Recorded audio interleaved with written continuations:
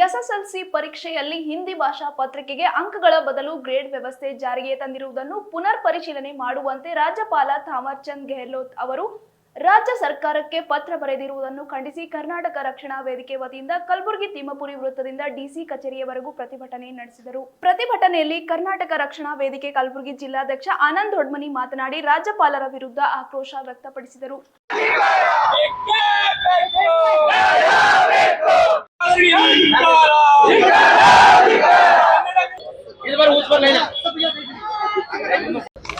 ಕರ್ನಾಟಕ ರಕ್ಷಣಾ ವೇದಿಕೆಯಿಂದ ಇವತ್ತು ಕಲಬುರಗಿ ಜಿಲ್ಲೆಯಲ್ಲ ಕರ್ನಾಟಕದ ಪ್ರತಿಯೊಂದು ಜಿಲ್ಲೆಯಲ್ಲೂ ಕೂಡ ಹೋರಾಟ ಹಮ್ಮಿಕೊಂಡಿದ್ದೀವಿ.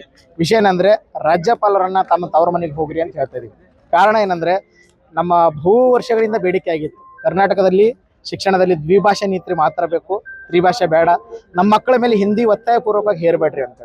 ಅದನ್ನು ಸರ್ಕಾರ ಭಾಳ ಪರಿಗಣನೆಗೆ ತೆಗೆದುಕೊಂಡು ಮೊನ್ನೆ ಸರ್ಕಾರ ಒಂದು ಆದೇಶ ಮಾಡುತ್ತೆ. ಏನಂದರೆ ಪರೀಕ್ಷೆಗಳಲ್ಲಿ 625 ಅಂಕಗಳಿರುತ್ತೆ. ಆ 625 ಅಂಕಗಳಲ್ಲಿ ಹಿಂದಿಯನ್ನು ಹೊರತುಪಡಿಸಿ ಕೇವಲ 525 ಅಂಕಗಳಿಗೆ ಮಾತ್ರ ಸೀಮಿತ ಮಾಡ್ತಾರೆ. ಆದರೆ ಹಿಂದಿ ಕಲಿಬೇಡ ಅಂತ ಎಲ್ಲೂ ಹೇಳಿಲ್ಲ. ಹಿಂದಿನ ಮಕ್ಕಳು ಇಷ್ಟ ಇದ್ದವ್ರು ಕಲಿಬಹುದು, ಬೇಡಾದ್ರು ಬಿಡ್ಬೋದು. ಆದರೆ ಕಡ್ಡಾಯವಾಗಿ ನೀವು ಕಲಿಲೇಬೇಕು ಅಂತ ನಮ್ಮ ಮೇಲೆ ಹೇರೋಂಗಿಲ್ಲ. ಯಾಕಂದರೆ ಪಕ್ಕದ ರಾಜ್ಯ ತಮಿಳುನಾಡಿನಲ್ಲಿ, ಮಹಾರಾಷ್ಟ್ರದಲ್ಲಿ ದ್ವಿಭಾಷೆ ನೀತಿನೇ ಇದೆ. ಅಲ್ಲಿ ವಿಷಯಕ್ಕೆ ಬಗ್ಗೆ ಧ್ವನಿ ಎತ್ತಲ್ಲ ರಾಜ್ಯಪಾಲರು.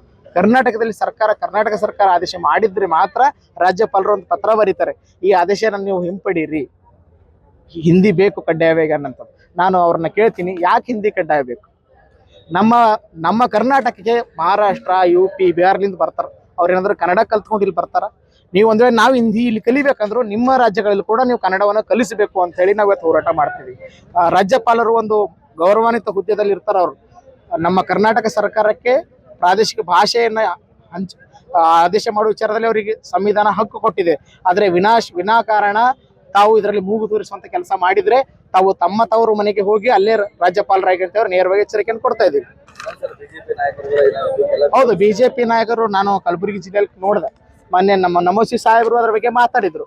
ನಾನು ನಮೋಸಿ ಸಾಹೇಬ್ರಿಗೆ ಕೇಳ್ತೀನಿ, ನೀವು ಕರ್ನಾಟಕದವರು ಅಥವಾ ಮಹಾರಾಷ್ಟ್ರದವರು, ಬೇರೆ ರಾಜ್ಯದವರು ಇದ್ದೀರಿ, ಕರ್ನಾಟಕದಲ್ಲಿ ಮೊನ್ನೆ ಒಂದು ಹಿಂದಿ ರೈಲ್ವೆ ಲೆಕ್ಕಲ್ಲಿ ಹಿಂದಿ ಪರೀಕ್ಷೆ ಇತ್ತು, ಒಂದು ಮುಂಬಡ್ತಿ ಪರೀಕ್ಷೆ ಅಂತೇಳಿ. ಅದರಲ್ಲಿ ಕನ್ನಡದಲ್ಲಿ ಬರೆಯೋಕೆ ಅವಕಾಶ ಕೊಟ್ಟಿರಲಿಲ್ಲ. ಆ ವಿಚಾರದಾಗ ಮಾತಾಡಲ್ಲ. ಕನ್ನಡಿಗರಿಗೆ ಅನ್ಯಾಯ ಆದಾಗ, ಕನ್ನಡಿಗರ ಸ್ವಾಭಿಮಾನಕ್ಕೆ ಧಕ್ಕೆ ಬಂದಾಗ ನೀವು ಬಿಜೆಪಿ ನಾಯಕರು ಯಾರೂ ಮಾತಾಡಂಗಿಲ್ಲ.